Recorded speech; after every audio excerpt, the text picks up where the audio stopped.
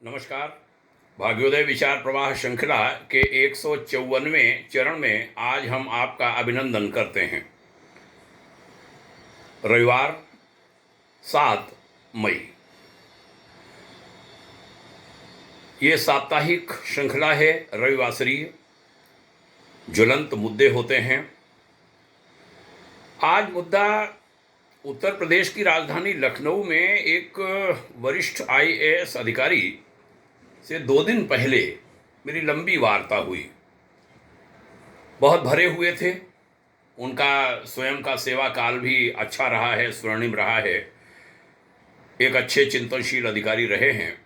सो बातचीत में आनंद आया और बहुत चिंतित थे बहुत सारे मुद्दों को लेकर। देश में संस्कारों की आ रही कमी, खासकर हमारे सनातन समाज में जनसंख्या का जो अनुपात गड़बड़ा रहा है उसके बारे में, लड़कियां लड़के जल्दी विवाह नहीं करना चाहते समय से उसके बारे में, जल की समस्याएं, खराब होती जा रही हवा, खराब होती जा रही हमारी मिट्टी आदि आदि विषय चर्चा का बिंदु थे। आज उनमें से एक विषय पर मैं बात करना चाहता हूं। वह यह है कि आधुनिकता के नाम पर एक बहुत बड़ी गलती विशेष रूप से सनातन समाज करने लगा है। वह एक बड़ा षड्यंत्र है या आधुनिकता के फेर में पड़ गए हमारे लड़के लड़कियां, उनकी नासमझी। विषय यह है कि जो हिंदू दुल्हन है उसको सुट्टा लगाते दिखा दिया, चिलम फूंकते दिखा दिया, कभी हाथ में शराब का गिलास पकड़ा दिया, कभी नीचे से लहंगा गायब करके शॉर्ट्स पहना दिया। ये विज्ञापन और बहुत कुछ हो रहा है। सोशल मीडिया पर बाढ़ आई हुई होती है, लेकिन हम इसका विरोध नहीं करते, बल्कि हमारे घर की बेटियां प्री वेडिंग शूट के नाम पर इनका अनुकरण करने लगीं। वेस्टर्न की नकल करके हिंदू दूल्हा दुल्हन शैंपेन की बोतल खोल रहे हैं, आलिंगन के दृश्य दे रहे हैं या मंडप में किस कर रहे हैं। सनातन संस्कृति यानी हिंदू विवाह पद्धति में दुल्हन देवी स्वरूपा होती है, लक्ष्मी होती है, और दूल्हा विष्णु अवतार माना जाता है। इस मान्यता को हम भूल चुके हैं।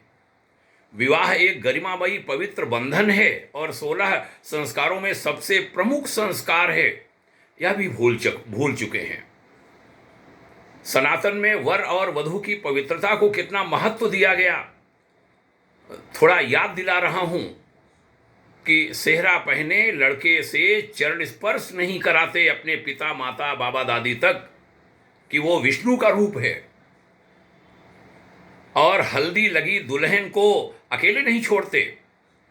आज event management, pre wedding shoot जैसे चोचलेबाजी की आड़ में लड़कियां विवाह के जस्ट पहले बाहर जाती हैं। अरे यहां तक कि केवल पेटीकोट और ब्लाउज में वो लड़की अपने आप को कुछ पुरुषों के सामने पेश करती है। पुरुष साड़ी पहनाता है, ये देखा जा रहा है। पुरुष साड़ी पहना रहे हैं, एक्सपर्ट हैं उसके, देश विदेश से सीख कर आए हैं।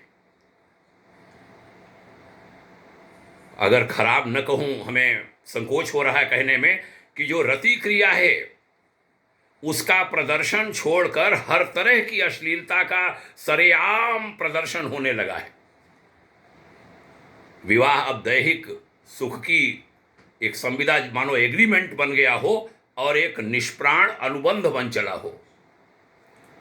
बिना विवाह किए साथ रहने लगना, यहां तक कि बात तक कर रहे हैं, बिना विवाह के बच्चे तक पैदा करना, और हमारे संविधान, हमारे न्यायालय, उनके द्वारा उसको प्रश्रय दे दिया जाना। कहां जाएगा व्यक्ति, कहां जाएगा देश, कहां जाएगी हमारी संस्कृति। मैं पिछड़ेपन की बातें नहीं कर रहा हूं, बहुत कुछ बिगड़ता जा रहा है। वर वधू खड़े हैं, जयमाल होने जा रही है, कोई लड़की को उठा लेता है, कोई लड़की को मजाक होता है। अरे बड़े शुभ पल होते हैं वह माला पहनाने के। नहीं नहीं, मैं नहीं पहनूंगी, मैं नहीं पहनूंगा। मजाक बनाना बंद करिए। फोटोग्राफर हमारा मार्गदर्शक बन गया है, आचार्य नहीं। आचार्य कहीं कोने में बैठा है, और आचार्य भी इन सब चीज़ों का विरोध नहीं करते। करना चाहिए उन्हें, मैंने किया है। कम से कम बहिष्कार तो कर सकते हैं कि नहीं, मैं यहां नहीं रुकूंगा। वह भी आचार्य नहीं करते। बहुत खराब स्थिति है, ज्यादा खराब स्थिति है। इसको रोकना होगा। फिर जब कोई विरोध करता है तब वो किसी संस्था के नाम पर विरोध होने लगता है कि ये फला संस्थाएं विरोध कर रही हैं इस नंग नाच का।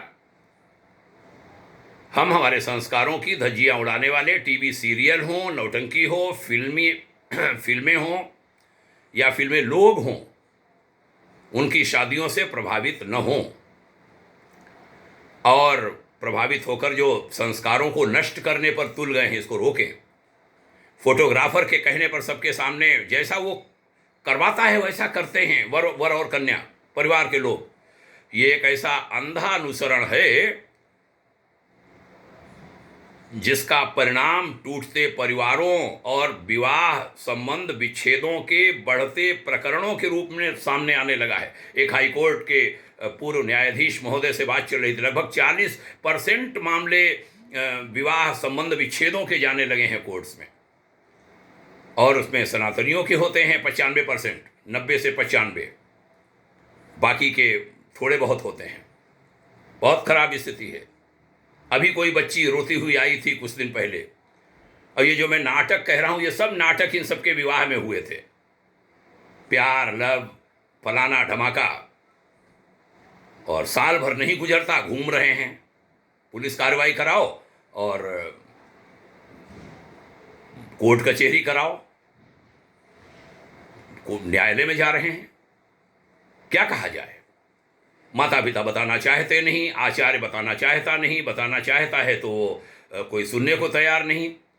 सब प्रयास करिए भाई, अभी भी समय है। हिंदुस्तानियों, इस घातक विष से दूर रहो, इस विष को हटा दो अपने पास से, वरना ये बीमारी हमारी संस्कृति को नष्ट कर देगी, परिवारों को बर्बाद कर देगी, संतानों को बर्बाद कर देगी।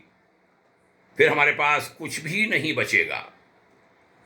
इसलिए समय रहते अपने परिवारों के युवाओं को रोकें, और जोर देकर रोकें, और कोई मार्ग है नहीं। आपने सुना, बहुत आभारी हूं। ऐसे विभिन्न विषय लेता रहूंगा। भाग्योदय फाउंडेशन अपने रविवासरीय वार्ता क्रम में ऐसे ही विभिन्न ज्वलंत मुद्दे लेता है। पसंद किया है लोगों ने, तारीफ आती है। उधर एक मेरे मार्गदर्शक पूज्यवर आचार्य श्री राम शर्मा जी का विचारों का बहुत बड़ा सागर है। उसमें से हम प्रतिदिन ले रहे हैं युग ऋषि विचार श्रृंखला के तहत नित्य एक विचार को। आज उसका 868वां 868 दिवस है। एक और वार्ता अभी हमने 1/1/2023 से आरंभ की, चरैवेति श्रृंखला, जिसका आज 127वां दिवस है। और उसमें हमारे अपने जीवन के अनुभव, स्वाध्याय, कोई पुरानी याद आ गई, तत्काल कोई विषय आ गए, उसमें से छोटा सा अंश लेते हैं, आधा मिनट 45 सेकंड का, 1 मिनट से नीचे, और गुरुवार वाले में लगभग 2-2.5 मिनट। ये थोड़ा बड़ा हो जाता है रविवार का, 10 मिनट के भीतर भीतर। आपने सुना, इसके लिए बहुत आभार। भाग्योदय फाउंडेशन आप सभी के मंगलमय उज्जवल भविष्य की कामना करता है। हमारी प्रार्थना है हमारी संस्कृति अक्षुण्ण बनी रहे, और सभी एक साथ मिलकर के चलें, आगे बढ़ें। हमने इन्हीं पारिवारिक विभिन्न विषयों पर एक पुस्तक लिखी है, विश्व जागृति मिशन की पुस्तक है वह श्रद्धा के कल्पतरु। उसमें भी हमने ऐसे बहुत सारे मुद्दों को उठाया है। पढ़िए, बचिए, बचाइए, उठिए, लोगों को उठाइए और अपने देश को उत्कर्ष की ओर बढ़ाइए। इसी निवेदन के साथ आपके उज्जवल भविष्य की पुनः शुभकामना। सभी को प्रणाम।